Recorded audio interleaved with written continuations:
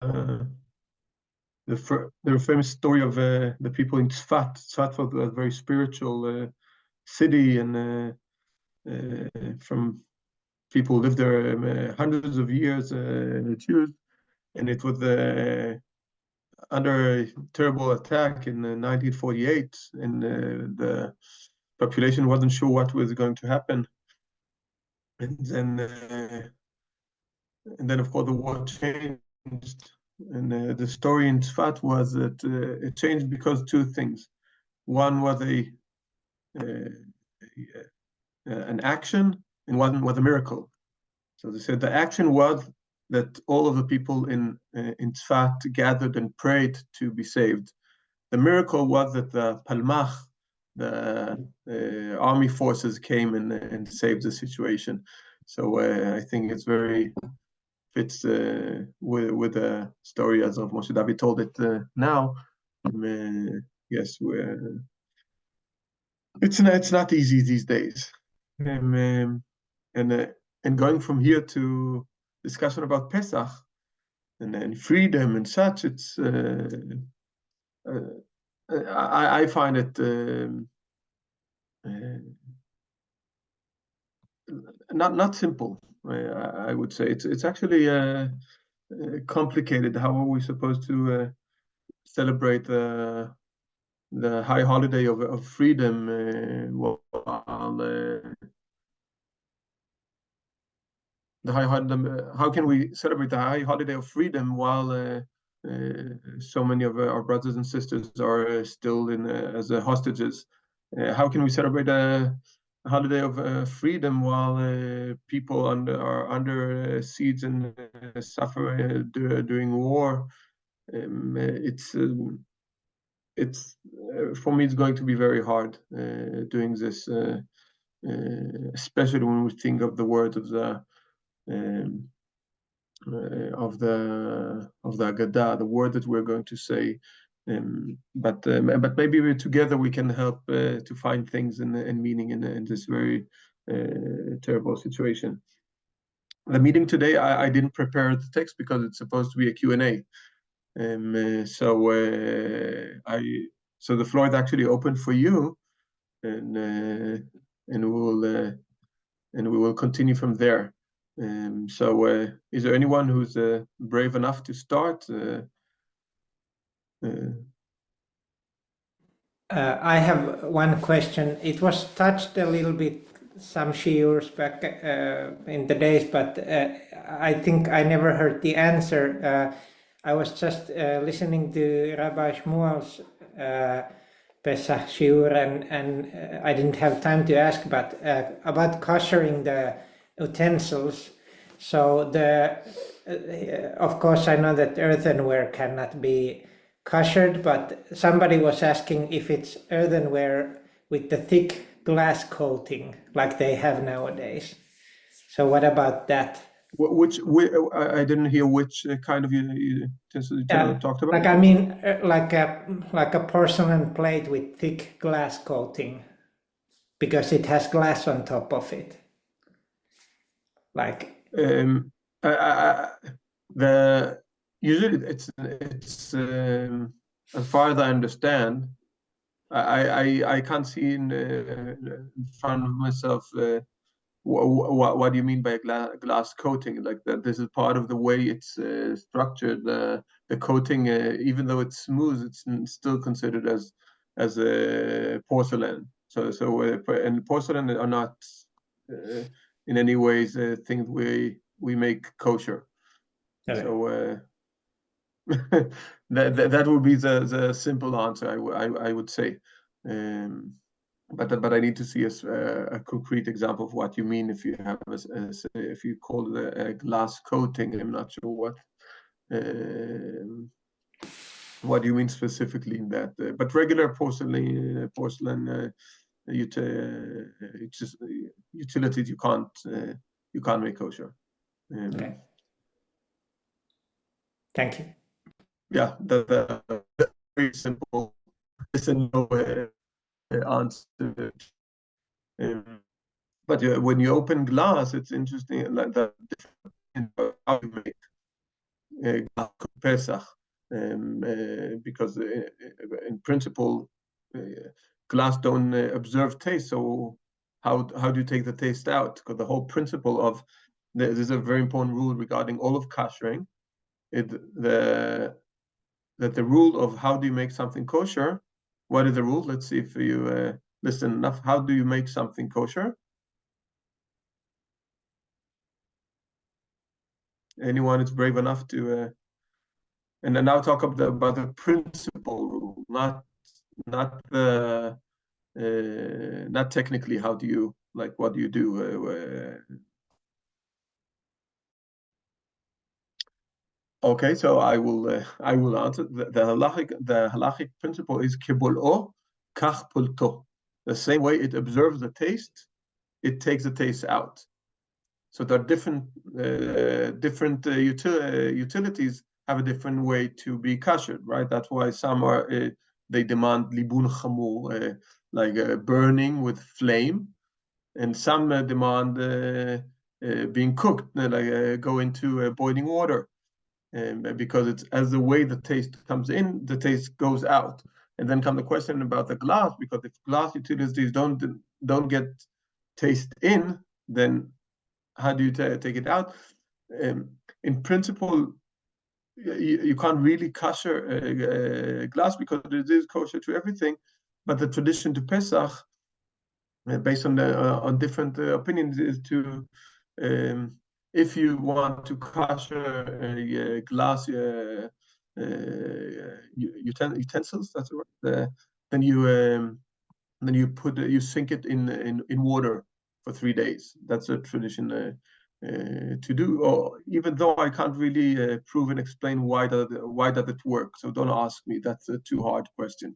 Because I said in principle it's not supposed to be anything, but it's good to make something to make this change between regular and Pesach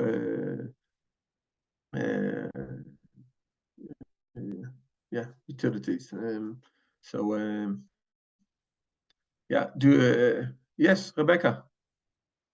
I have two questions that I'm wondering about. So I'm deciding not to use my plates for Pesach. I want to use something else. Do I need to do anything with my regular plates? Do I need to put them away somewhere, or can they just stand in the cupboard? Okay, so this is a non-halachic question, because the question, what do you do with the now? The plates are not chametz. They don't have the same category as, but there is a very, very strong, what you will see in almost every religious home, you will see lots of tapes and stickers and so on, warning. Okay, so I remember when I was a child, we did like a skull and like a warning, just like you do with heavy metals or dangerous things, because you have to make it clear for you, because it's so easy. Let's say you have the place where your cutlery is, and you wake up in the morning, go prepare yourself a cup of coffee, and without thinking, you just take the spoon from the place you're used to. It's very easy to do that because we don't always think before we go in, and that's why it's very important to prepare the kitchen to a Pesach setting. So yeah, okay, I understand. Yeah, I know that you do that with hametz that you sell, but I wasn't sure if you did the same thing with like anything utensils that you were not going to use. No, and then so I either remove some of it, or close it with a tape, but to make it very clear that you don't reach the chametz utilities. It's which is very important because it's so easy to make a mistake. I think sometimes I made a mistake even though I had the like I was like opening it and it's and then like the fact that I had put a tape on, that was reminded, oh, hey, stop, don't do it. It's Pesach, but it's not like seeing them. It's not as seeing chametz. It's not like the same level of something you're not allowed, because the chametz you're not allowed to see. And So does that mean that I also don't need to like do the cleaning for Pesach regarding the utensil that I'm not going to use because I've just stored it away? yes, you just Yeah. put them aside. Okay, good. And also, if I may ask, I don't know if this has ever been an issue, but I have a cat. And so I need to get cat food that doesn't have any hametz. So I know that I can give it kitniot. But when I'm Yes. looking at cat food, like trying to find cat food, I don't know if it has problematic ingredients or not. Like I found something that doesn't look like it's hametz, but it's called öl, yeah. It's What like does it have? öl, yeah. It's like English yeast or something. I think it's some kind of derivative from grape or something, but it's some kind of form of yeast. So I'm not really sure if that's allowed or not. Yeah, it's That's a difficult question, perhaps. it is a difficult question. First of all, I would say ask your rabbi on a specific like Okay, ingredient. I'll do that. Yeah. When you look into that, take a picture and ask. It is complicated. It's an option maybe to give you a card like send him to adoption for a week or something to your neighbor. I always ask myself how do people with animals make it through. It's easy in Israel because the setting is prepared for that. Like you have a you have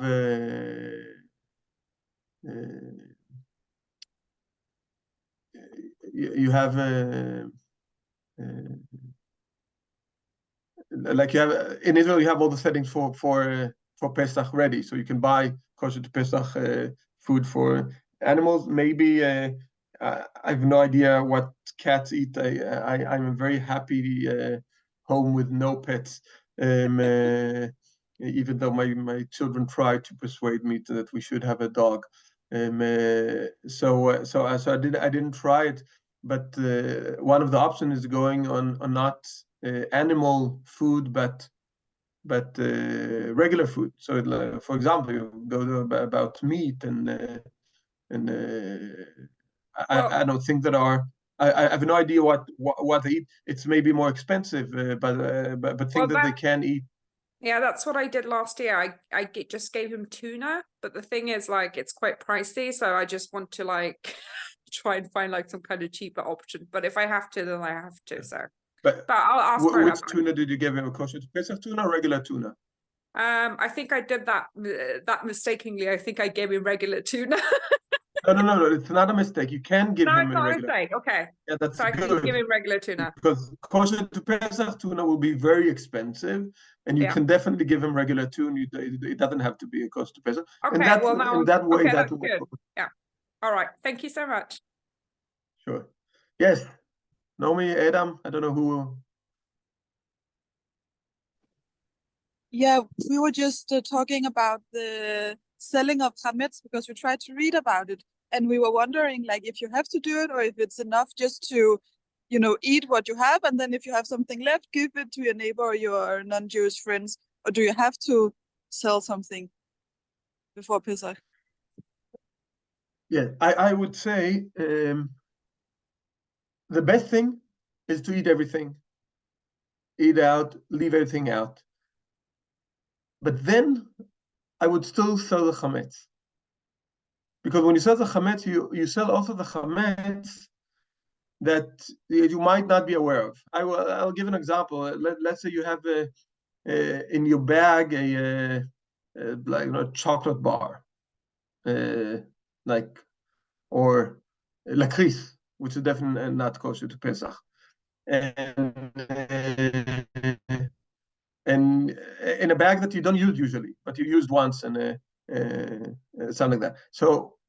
And then in a few months, you will open it. Oh, I had a bag here, and you wouldn't even think of connecting it to Pesach. It could be 6 months after Pesach. You wouldn't think of the Pesach situation with it. But then it would be chametz shavar alav Pesach if you didn't sell the chametz. So I will say you can sell the chametz as a precaution element, saying I will sell all the chametz I have in my in my residence that I'm not aware of. Safek chametz, blue chametz, like you actually add more types of something that might be a chametz.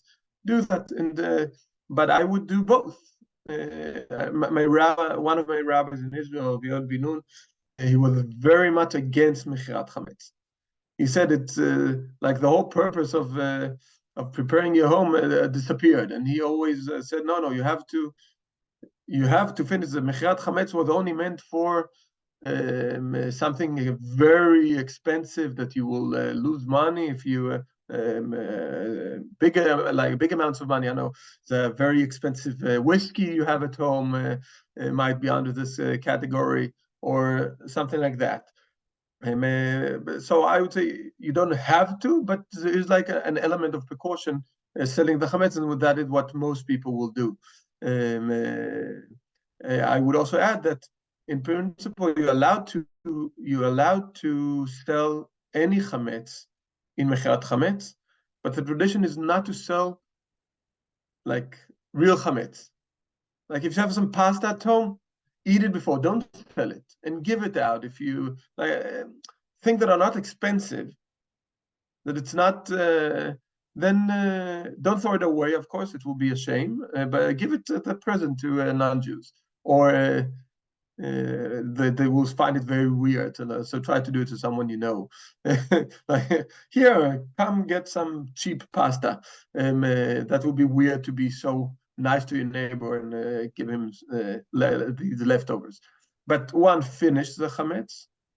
And remember, real chametz, like bread, pasta, something that is mamash chametz hardcore, we try to avoid selling. It's allowed to sell it, but the tradition is not to do it. And yes, we can Eric. just to Continue. about this, the selling, it can happen to anybody who is not Jewish, right? We can ask one of our friends. No, don't sell the chametz yourself. That's because you don't know the rules how to do it. Sell the chametz through your rabbi. Okay, fine. I can give you two reasons about it. One is that you can, when you do the contract on chametz, you might not do what to do, and it won't be valid. That's one option. The other is that's a bad example that probably won't happen to you. There was a very famous story in Israel where one religious kibbutz, sold its chametz to a local Arab, and then during Pesach, and they did it symbolically. So he gave a symbolic price, didn't give a serious price, and then he came on Pesach and took all the chametz, and that is under his right. And he earned many 100,000 shekels in doing that, because he bought it for a simple price, and they didn't write like in the rulings the real price, and that was a very, very big problem. So they lost a lot of money because they did this mechirat chametz without doing it with through the Rabbanut in a way that is guaranteed a serious sell of the chametz. So do it with the rabbi, don't do it yourself. And someone asked me actually yesterday, I can add also that, someone asked me, he asked me, until when we can sell? What is the last minute we can sell? And said, don't wait, do it now. So, but I don't know how much chametz I will have until Sunday next Sunday. And I told him, no. When you sign the contract right now, the contract is giving me the right to sell your chametz. You're not selling it to me and then I sell it forward. You're giving it the right to sell it, but you're giving it the right to sell the chametz at that time, at the time of the mechirat chametz, just before Erev Pesach. So the chametz will be yours until then, and I will only sell the chametz that you have left. So don't think that you have to know exactly how much chametz you will have on the last minute that you can sell the chametz. do it now. So just go in. We have an online form in Denmark. I don't know what you have in the countries.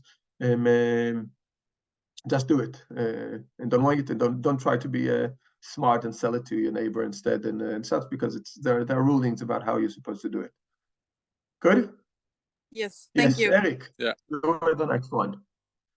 Yeah, I have a question regarding Chol HaMoed. What are the actual rules regarding labor and work during these days? Because it's like really difficult to just take the entire time off and sort of, distribute a year's holidays between the high holidays and sort of Pesach and yeah. Yes. So Chol HaMoed, it's the same rule about Pesach and Sukkot. Yeah, there's no difference here, except that maybe in there is the one difference is a bit harder, in your feelings, go to in Chol HaMoed Pesach to a workplace with all that is not like Sukkot, which is like it doesn't affect the same way. But it's not forbidden for you to see others eating chametz in their home. Like they're allowed to. There's nothing forbidden. It's not that you're not allowed. Someone thought in Denmark, I remember when I came, someone told me, you're not allowed to go to the shops during Pesach because you're not allowed to see chametz. And that is not correct at all. Like you're allowed to go and shop in Pesach. There is a difference that I need to address here about what you're allowed to buy in Pesach and what you're not allowed to buy in Pesach.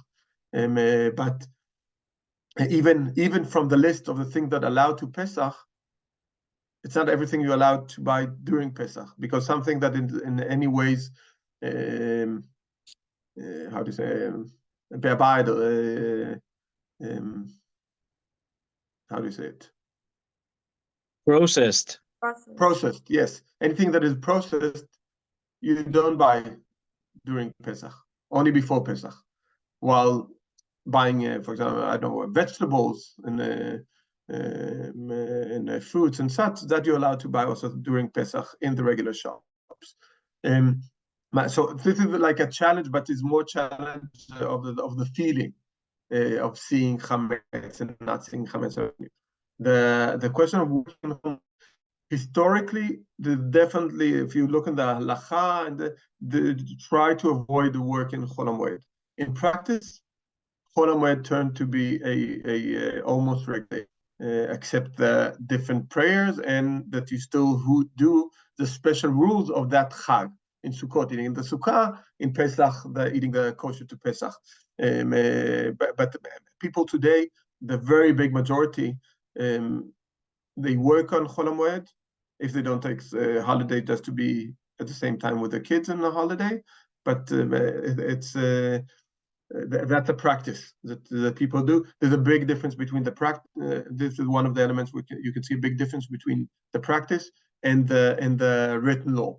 Like if you open Shulchan Aruch and all the poskim, you will feel, wow, you're supposed to really to be almost as a high holiday. One of the interesting things is about wearing tefillin in Chol HaMoed. And in Israel, basically no one puts tefillin on Chol HaMoed. I remember when I came to Denmark and went to the synagogue on Chol HaMoed, and suddenly everyone around me put tefillin, and I was like, what? It's like, and then I studied the rules and went deeper with the rules, and I understood that they're right. That the fact that in Israel people who go to work don't put tefillin it's very like halachically I can barely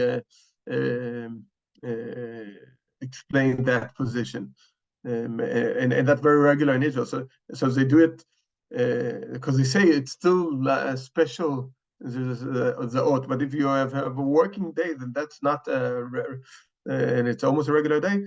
So that what we do here is we put the tefillin and take it off before Hallel, or during unlike we do in those chodesh that you take it off before Musaf. Here you take it off in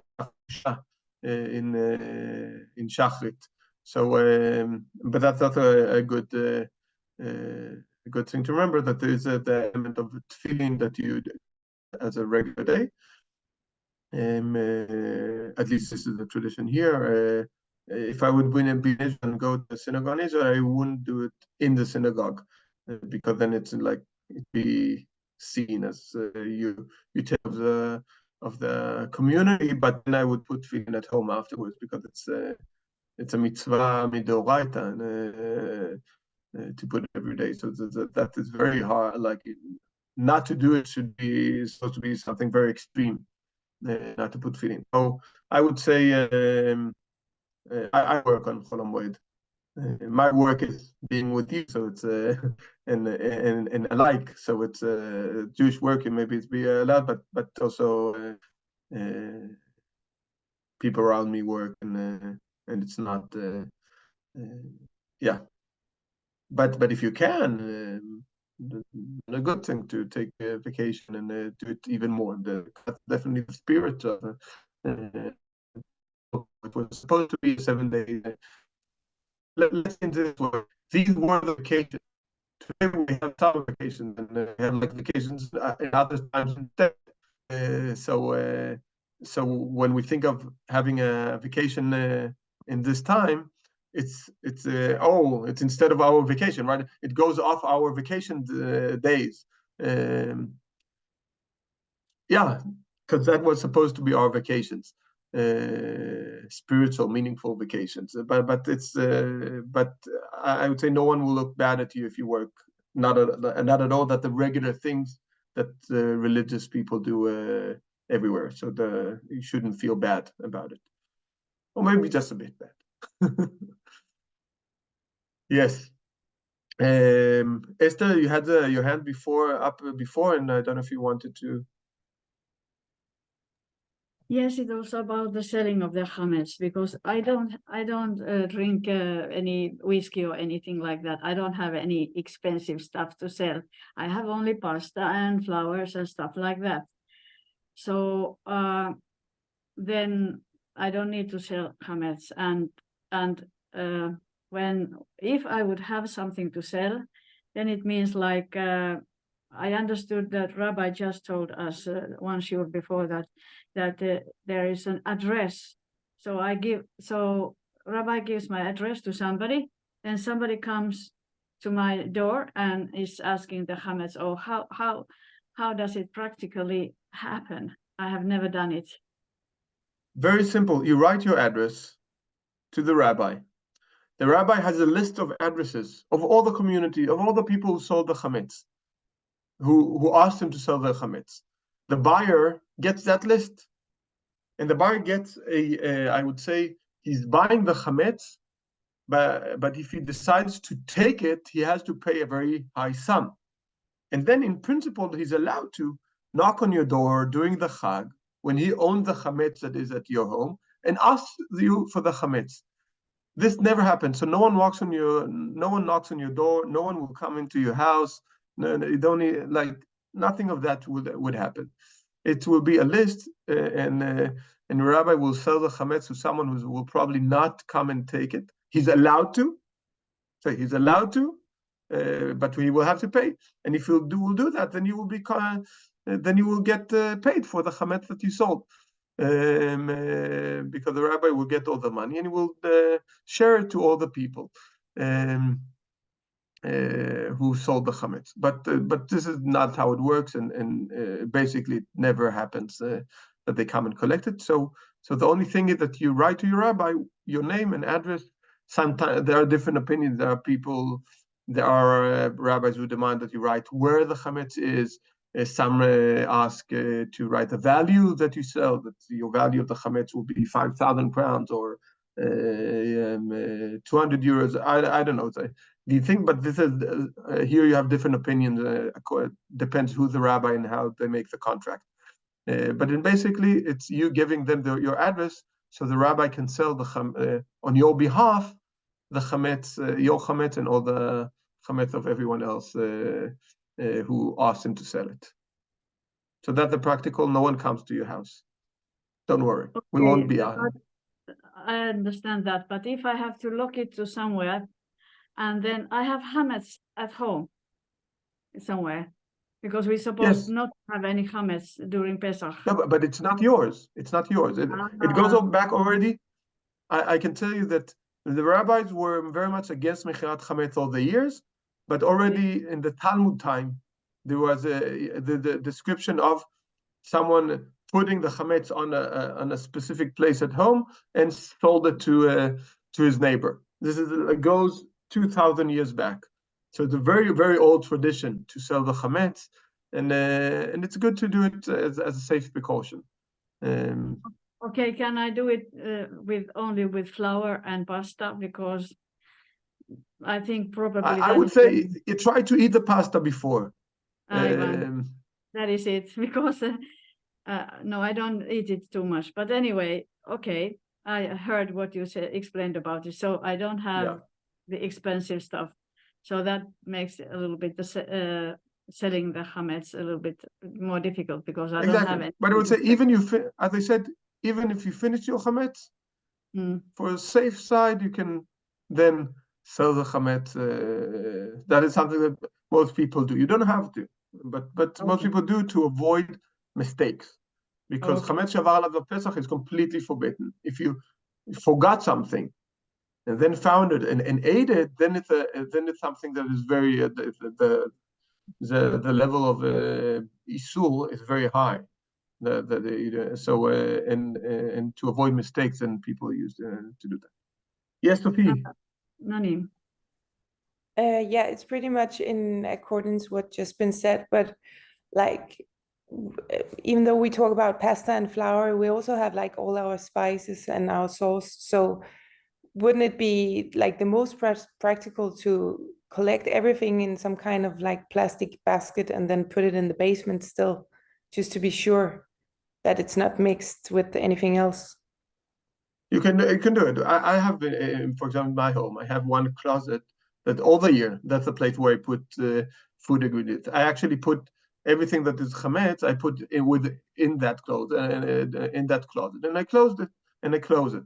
Everyone had their own, like the home, which option, which possibility they have to close it in a specific place. That will be good to do that, definitely. Spices, you can definitely. Spices is a very good example. It's something that you won't use the same spices to Pesach that you used in the regular that you use at regular days. But the spices themselves usually they're not chametz. Like they don't have flour within that can turn into chametz. So so it's not completely chametz, but you put it together with the chametz things, because it's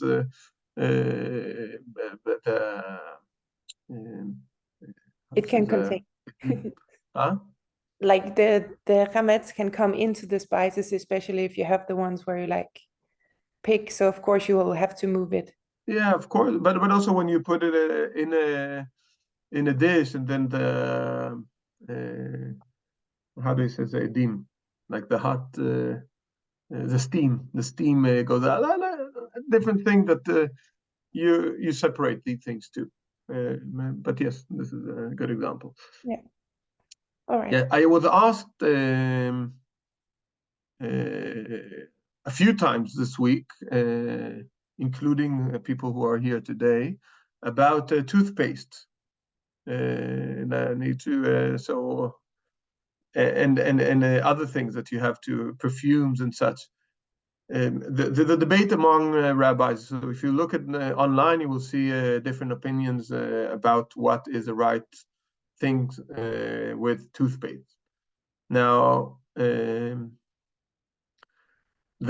rule about what is considered chametz, this is important. The rule is that something that is not shelo ra'ui lema'achal kelev, something that it's not suitable for consumptions of dogs as a food consumption, then it's not considered chametz. And that covers basically all the cleaning materials, all the kind of perfumes and such. They are not edible, and that's why they're not supposed to be kosher to Pesach. even toothpaste that you put in your mouth is something that is not supposed to be edible. And I heard the story that the story I heard a person from a rabbi was at the place and met Rav Moshe Feinstein, who had made this ruling about toothpaste. He said that it is not suitable for dogs. And then he had a student who tried to be smart. So that student had a dog. He took toothpaste, put it on a plate, and gave his dog the toothpaste to eat, and he ate it. So the student very happily went back to Rav Moshe Feinstein and said, Rabbi, you were wrong. The dog ate the toothpaste, so it is suitable for dogs. And the rabbi's answer, which is very important to remember, he asked, who do you believe, your dog or me? So this category is a halachic category. It's not a practical category of a real dog eating or not eating, because we can definitely push things into dogs' mouths. That's not the question. Also, don't do to others what you don't want anyone to do to you. That's right too. And so I would say very clearly, things that are used to clean, including your teeth, is not. But if you want to change, if you want to, there's a kosher to Pesach toothpaste. It's not wrong to do it, but I don't see a reason to do it. And there are rabbis who insist on that, and even anything that you can put on the body will say that you should. So, but you have different opinions here. So it might be that a different rabbi who gave this shiur would say give a different answer. So that's my answer. You have your own rabbis. Ask them what their opinion is. I'm not ruling here to everyone. I'm just saying that this is my opinion. I follow this ruling. So everyone in Copenhagen has to follow my ruling. Because the tradition is that you're supposed to follow the local rabbi's ruling. But don't worry, I won't go after you if you are trying to be holier than me. I will understand. I'm not that holy. But this is my take, and that is even with a toothbrush. Though you're supposed to change your toothbrush every 3 months. I think the dentists say maximum, and no one does it. So maybe it's a good idea to change your toothbrush anyways before Pesach. But even that is not something that you have to. But you can. It's a good. Then at least once a year you change your toothbrush. It's a good thing for the memory to put as a system. Yeah. Other questions?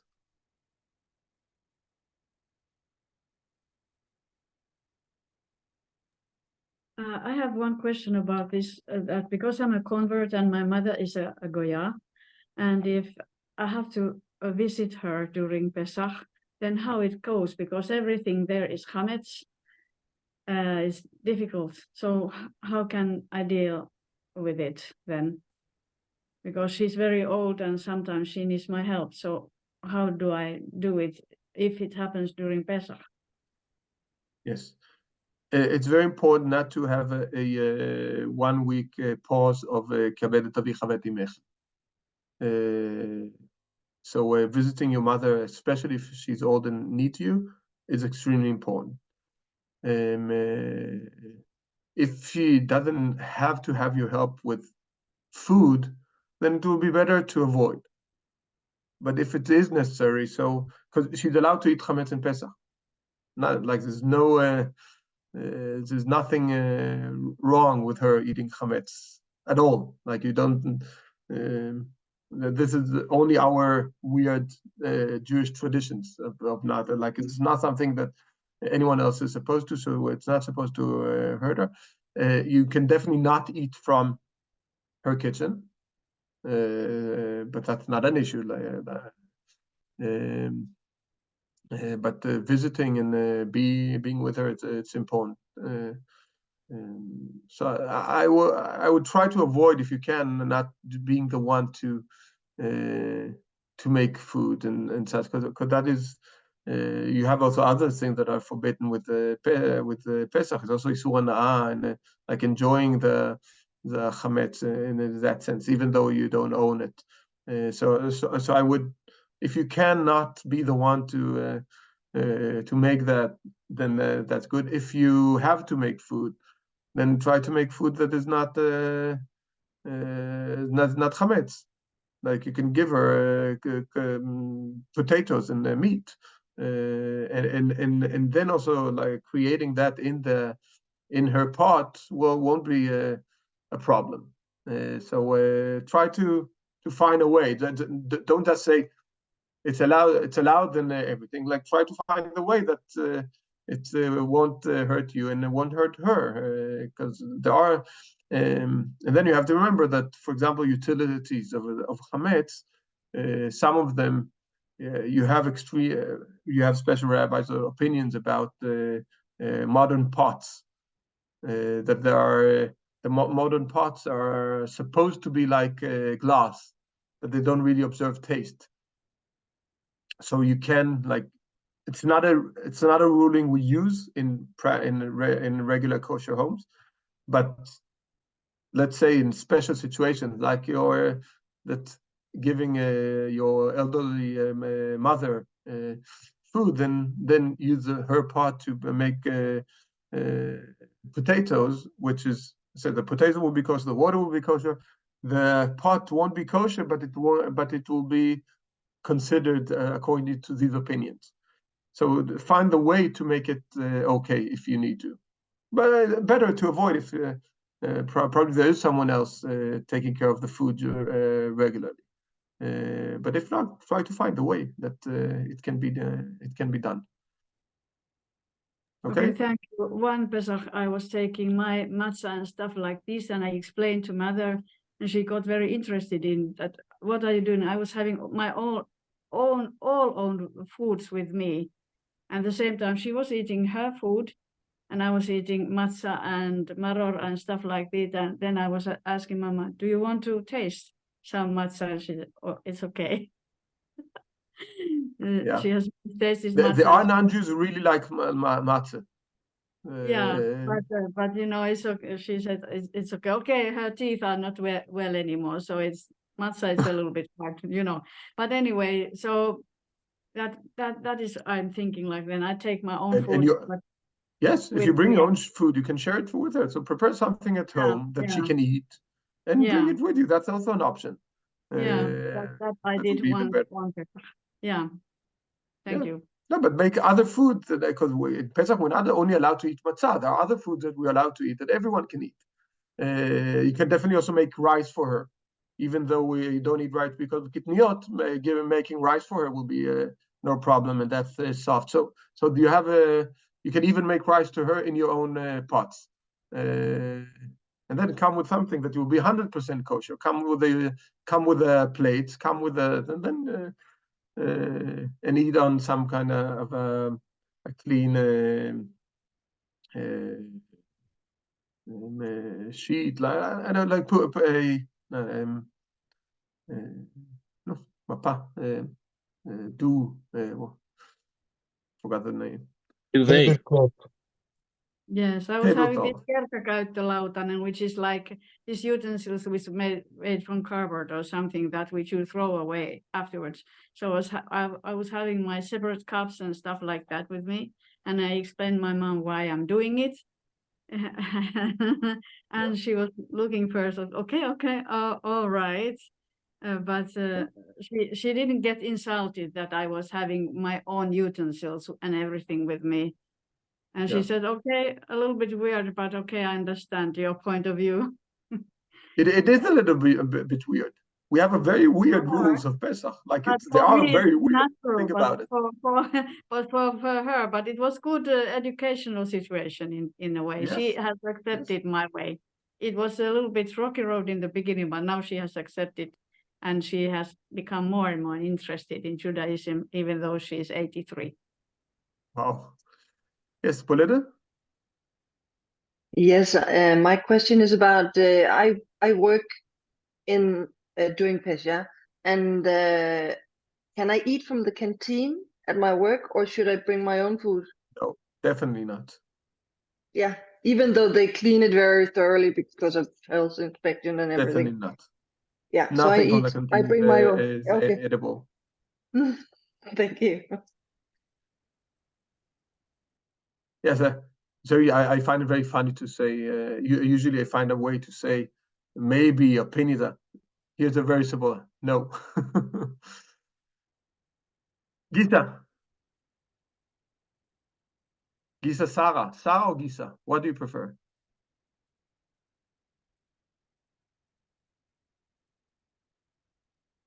Oh, there we go. Both are fine. Both are okay. I would like to hear your opinion about disposable cups and everything else on Pesach. I'm against. Okay, I'm that's what I against thought, sir. because I'm against disposable. There's no such thing disposable, right? They don't dispose. They don't go anywhere. They're and they're ruling. I'm very happy with the ruling that already found place in I don't know what the situation in other countries, but that you have less and less disposable. It's a good thing that we have less disposable. Let's take care of the. Well, it can't be that our key to freedom is ruining Earth. It can't be. It just doesn't work. Totally So agree. that's Thank my you. that's my Thank you take. very much. But many people do. For example, for Leila Seder, if they have many guests and they then I would say you can take the disposable, but those who are from bamboo, things that are a bit better to the to earth, and do it in a way that if you want your convenient, then at least pay for it. It's a I And think of course, that recycling it in a proper way, make sure that exactly everything. exactly. But I wanted to hear your opinion. Thank you very much. Yeah. Good. Any last question? We can at 10:30, and we got. Thank you for the question because I think it gives people things of things that they wouldn't think of otherwise. So it's good to hear different questions from your that bother you. Yes, anyone? Yeah. Hi, I have a Yeah. question. Hi. How come in Israel, Pesach is celebrated for 7 days and everywhere else in the world is celebrated over 8 days? Yeah, but that's because of the extra Yom Tov Shel Galuyot. We have in all our holidays we have an extra day. Okay. Because we don't celebrate only one Seder, we celebrate two Seders, right? In the diaspora, and that is because historically, when we go 1900 years back, it took time until the message about the high holidays came to diaspora, because it was dependent on when the Sanhedrin, the Beit Din, declared that there was a new month. So you knew more or less. You can actually, it's very easy to look. If you talk to Muslims and neighbors, you can see that when they prepare to Ramadan, they will say it will start either on this day or the next day. Like they know more or less when it will start, but they don't know which day exactly, because it will be dependent on the question: did the witnesses see the moon in Saudi Arabia, in Mecca, and declared that there's a new month? That was the system in Israel among Jews until they made the fast calendar, just like my great uncle Pinchas Paul gave a few lectures. I think he probably talked about that too, how they made the calendar. So what happened in the diaspora was, because you couldn't get the message fast enough and you didn't know which day the high holiday, then you kept 2 days for the safe side, because you didn't know which day that day. And that continued even though we created a calendar that is for everyone all the time.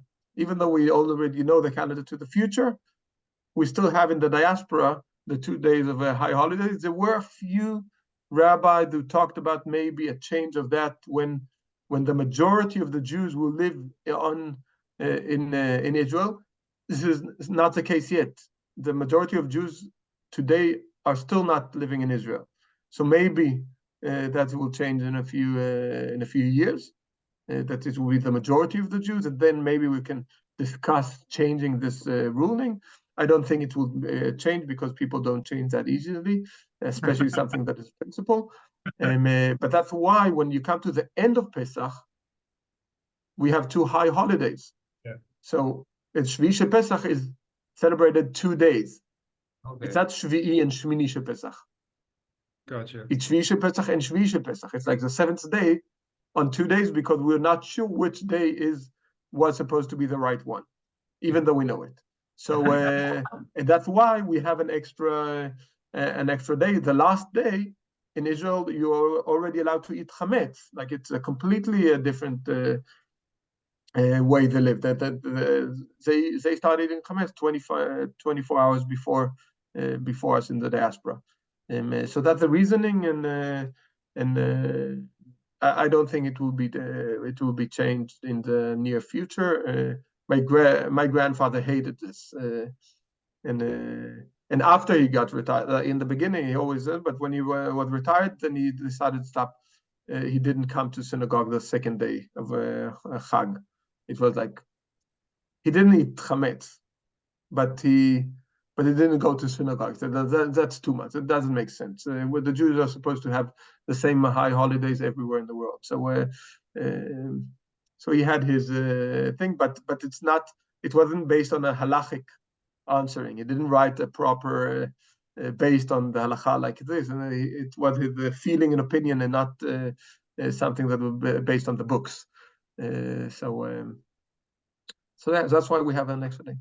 Yes, MD. Who's the MD? Michael Dubrovitsky. Hey.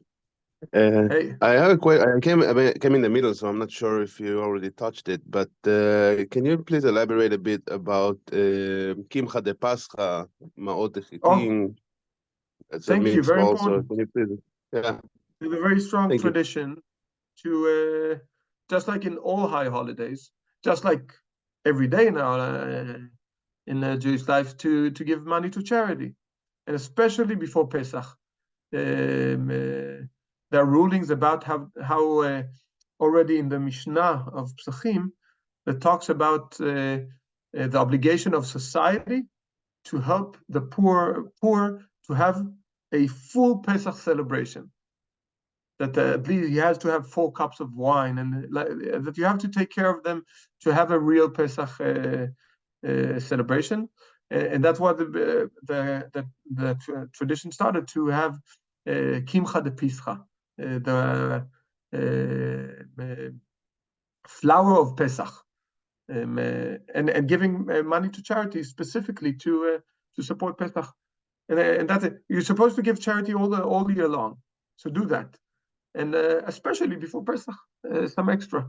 So good you say it, and let's all do that. If you're not sure where to give you money, you can ask your rabbis. You can give your rabbi money that he can give forward to charity. And we do that in Purim. We do that in Pesach, because you're supposed to help specifically for the Chag. That's the idea of the Kimcha de Pischa, is to help for the Chag. So it's not only giving, money to refugees, which is very good, but it's not for Pesach. That's they don't celebrate Pesach, so it's not for Pesach. The charity for Pesach, you can give it through your rabbi to, let's say, for poor people in Israel who will need that, and all these organizations. There are many organizations that helps with food to the high holidays. So I'll be happy to help you. Whoever wants to give through me, I can also send you to my favorite organization in Israel that works with charity, and I can definitely recommend. So whoever wants, I will be happy to send you just their web pages. I know that organization. I know people who volunteer there, and it's definitely the best, with no doubt, the best charity organization that I know in Israel. It works amazingly also to change the lives of the way they not only gives money to those who are in need, but also help them change their life and rebuild their life so they can manage to stand on their own feet. So I would be happy to share you. Actually, I'll do it now. I'll send it. No, I'll send it in the WhatsApp group. The link to their webpage, so you can all give it to them. Yes. So I think we came to an end, and I hope you will have a very what we call Chag Kasher v'Sameach, a kosher Pesach, a happy Pesach, a Pesach of freedom. Let's hope that the hostages will be home before Pesach to celebrate freedom together with us. And if not, remember to leave a chair for the hostages at your own seders at home. So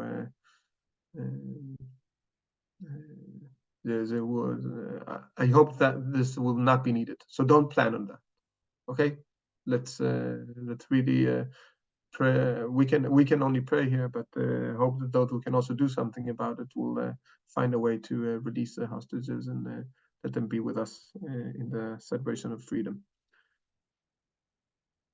Tov, Pesach Sameach to all of us, and quiet, hopefully. Pesach Sameach, thank you. Pesach Sameach. Chag Sameach. Pesach Sameach. Pesach Sameach.